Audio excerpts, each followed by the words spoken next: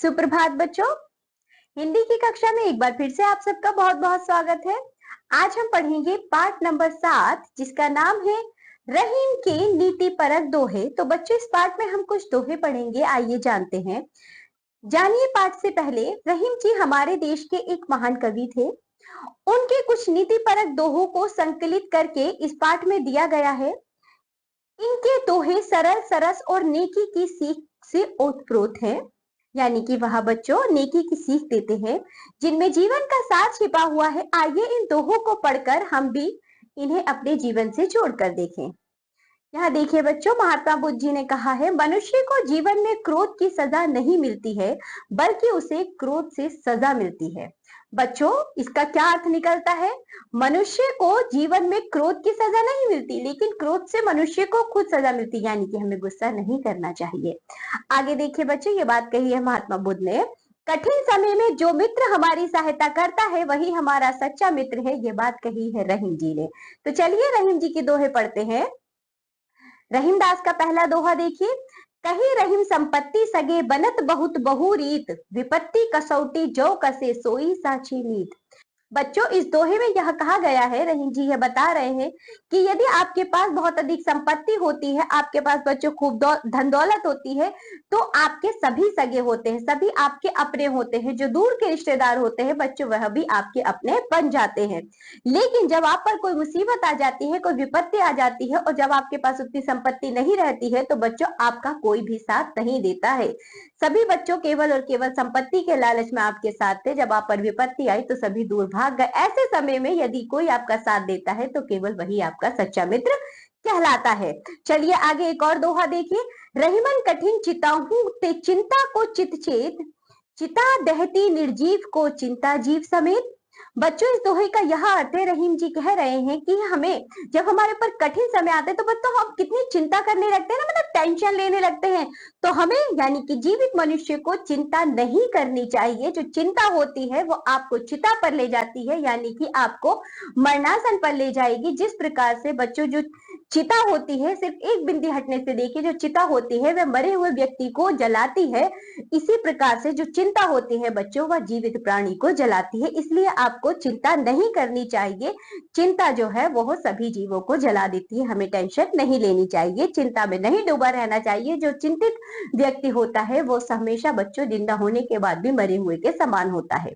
आगे देखिए एक और दोहा, वे रहीम नर धन्य है पर उपकारी अंग, बाटन वारे को लगे ज्यों मेहंदी को रंग। बच्चों इस दोहे में रहीम जी कह रहे हैं कि वे रहीम नर धन्य है, वह व्यक्ति, वह नर, वह आदमी धन्य है जो परोपकार ही करता है, यानी कि दूसरों पर उपकार करता है। और बच्चों जिसकी जो सहायता वह कर सकता है वह करता है। और बच्चों इसी के साथ साथ वे ये भी कह रहे हैं कि जो बांटने वाला व्यक्ति होता है, जो दूसरों की सहायता करता है, जो दूसरों की मदद करता है, जो दूसरों पर उपकार करता है, वह व्यक्ति धन्य है।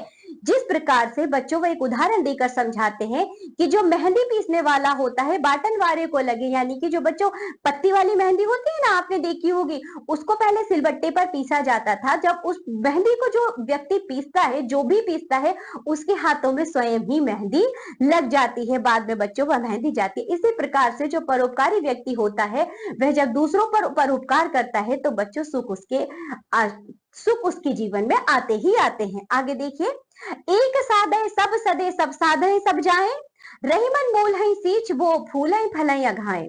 बच्चों इस दोहे का यह अर्थ है, एक साधे सब सधे, यदि हम एक कार्य को ध्यान पूर्वक करेंगे तो हमें सारे सभी कार्य आसानी से होते चले जाएंगे। सब साधे सब जाए, यदि हम सभी कार्य को एक साथ करने की कोशिश करेंगे तो कोई भी कार्य पूरी तरीके से कंप्लीट यानी कि पूर्ण नहीं हो पाएगा। रहीमन मूल है सींच वो फूल फल अघाए। यदि बच्चों आप एक उदाहरण से समझिए, एक हमने पौधा लगाया है, हम उसके मूल को यानी कि जड़ में पानी ना देकर उसकी पत्तियों को पानी देते रहे, उसके तने को पानी देते रहे, जहां हमें पानी देना है वहां ना दे, तो क्या वह पौधा बच्चों फल फूल सकता है? बिल्कुल नहीं।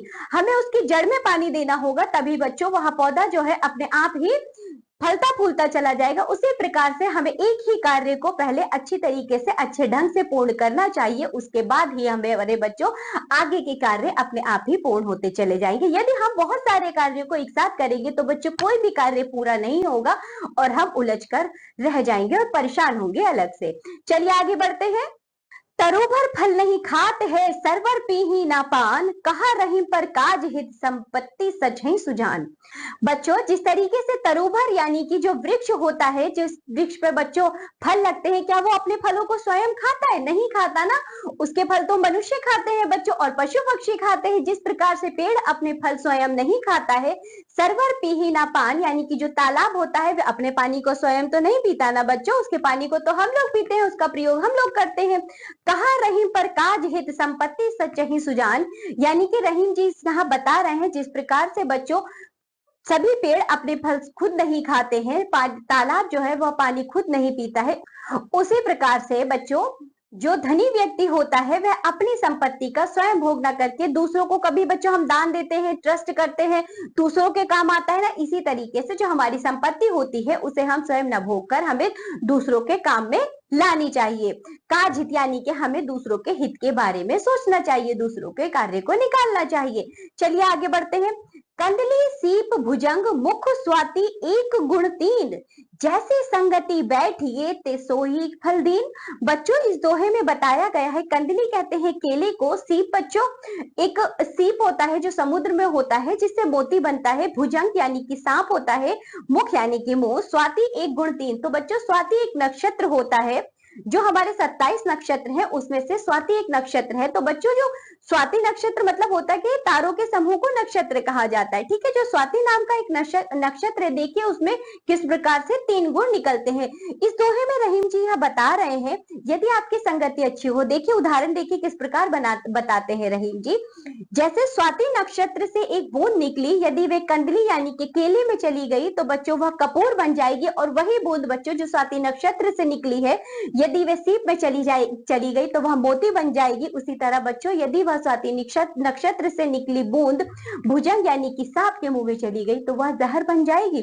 तो आपने देखा बच्चों, यानी कि जैसी संगति होगी वह वैसा ही रूप धारण कर लेगी। बच्चों जो बूंद थी देखिए वह तीनों ही रूप धारण कर सकती है। कहने का यह अर्थ है कि हमें हमारी संगति अच्छी रखनी चाहिए। यदि हम गलत संगति में जाएंगे तो बच्चों हमारे अंदर गलत व्यवहार आएगा, गलत आदतें हम सीखेंगे, इसलिए हमें हमारी संगति अच्छी रखनी चाहिए। हम जैसी संगति रखेंगे वैसा ही फल पाएंगे। चलिए आगे देखिए। रूठे सूजन मनाइए जो रूठे 100 बार, रही मन फिर पोहिए टूटे मुक्ता हार। तो बच्चों सूजन का अर्थ है ऐसा व्यक्ति जो आपका बहुत ही प्रिय है, आपकी आदतों को बच्चों सुधारता है, आपके साथ मिलजुल कर रहता है, यानी कि एक अच्छा व्यक्ति जो है। तो बच्चों यदि ऐसा व्यक्ति रूठ जाता है और आप उससे लाभान्वित भी होते हैं तो आप उसे मना लीजिए। कभी कभी बच्चों अच्छे दोस्तों से हमारी लड़ाई हो जाती है ना, तो हमें उस लड़ाई में ईगो नहीं दिखानी चाहिए, अहंकार नहीं दिखाना चाहिए। हमें बच्चों अपने दोस्त को मना लेना चाहिए, उस व्यक्ति के साथ हमें रहना चाहिए, क्योंकि यदि बच्चों कोई मोतियों की माला टूट जाती है तो हम उसको फिर से पिरो सकते हैं ना, धागे में बिल्कुल पिरो सकते हैं। यदि ऐसा व्यक्ति 100 बार भी रूठ जाए तो हमें उसे 100 बार बना लेना चाहिए। चलिए आगे देखिए। दीन सबन को लखत है, दीन ही लखे ना कोई, जो रहीम दीन ही लखे दीन बंधु सम होए। जो बच्चों अमीर व्यक्ति होते हैं ना, वो अक्सर क्या करते हैं, अपने जैसों के साथ ही दोस्ती रखते हैं, लेकिन जो सच में गरीब होते हैं, जो सच में दीन होते हैं, उन पर कोई भी ध्यान नहीं देता है। तो रहीम जी यहाँ कह रहे हैं जो रहीम दीन ही रखे दीन बंधु सम हो, लेकिन ऐसा व्यक्ति जो सच में दीनों की परवाह करता है, गरीबों की मदद करता है, गरीबों की सहायता करता है, उनकी आवश्यकताओं की पूर्ति करता है, सच में ही वह बच्चों जो व्यक्ति है वह ईश्वर के समान माना जाता है। आगे देखिए। रहीमन निज बन की व्यथा बन ही राखो गोए, सुनी अठिले ही लोग सब बाट न ले हैं कोई। बच्चों इस दोहे में कहा गया है कि रहीमन निज मन की व्यथा, यदि आपके मन में कोई दुख है, कोई परेशानी है, उसे अपने मन में ही रखिए, ऐसे सबको बताते मत रहिए।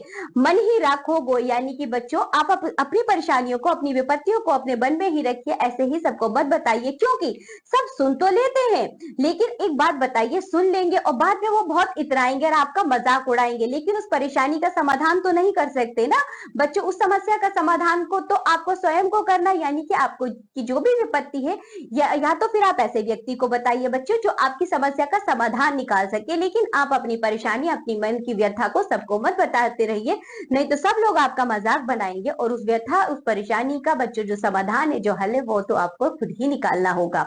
आगे देखिए, जो रहीम गति दीप की कुल कपूत गति सोए, बारे उजियारो करे बढ़े अधियारो होए। इस दोहे का यह अर्थ है बच्चों, यहाँ पर रहीम जी यह कह रहे हैं कि जिस प्रकार से हमारा जो कुल होता है, यानी कि जिस परिवार में हम रहते हैं बच्चों, कुल होता है, जो हमारा वंश होता है, उसमें एक दीपक की स्थिति और साथ ही बच्चों एक पुत्र की स्थिति समान होती है। इस तरह से जिस तरह बच्चों जब हम दीपक जलाते हैं तो रोशनी हो जाती है, चारों ओर प्रकाश फैल जाता है, इसी प्रकार जो बच्चों पुत्र होता है, यदि वह अच्छा निकल जाए, उसका व्यवहार अच्छा निकल जाए, वह सपूत निकल जाए, तो आने वाले वंशों की व नस्लों को सुधार देता है और हमारे बच्चों कुल का नाम होता है। इसी प्रकार यदि बच्चों देखो दीपक जो है यदि हम बुझा देते हैं तो अंधेरा हो जाता है, इसी तरीके से पुत्र की बराबरी की गई है। यहाँ बताया गया है यदि बच्चों जो पुत्र है वह कपूत निकल जाए तो हमारे कुल का, वंश का नाम मिट्टी में मिला देता है, कुल का नाम बच्चों अंधेरे में चला जाता है। तो चलिए इसी के साथ यहाँ ये पाठ होता है यहाँ समाप्त। बच्चों हमने यहाँ रहीम के कुछ दोहे पढ़े हैं, इनसे हमने बहुत अच्छी अच्छी सीख ली है जिन्हें आप अपने जीवन में उतारेंगे। यहाँ देखिए बच्चों, संतों की वाणी में ही जीवन का सार छिपा होता है। हमने सीखा प्राचीन संस्कृति के बारे में, नैतिकता के बारे में, सत्य संगति के बारे में, मधुर वचन के बारे में, लौकिक व्यवहार के बारे में, परोपकार व मित्रता के बारे में और सद्व्यवहार के बारे में। नीचे आपको लेखक का परिचय दिया गया है जिसे आप स्वयं से पढ़ेंगे। तो चलिए इसी के साथ ये पाठ होता है यहाँ समाप्त। अब हम मिलेंगे आपसे अगली कक्षा में, तब तक के लिए बाय बच्चों।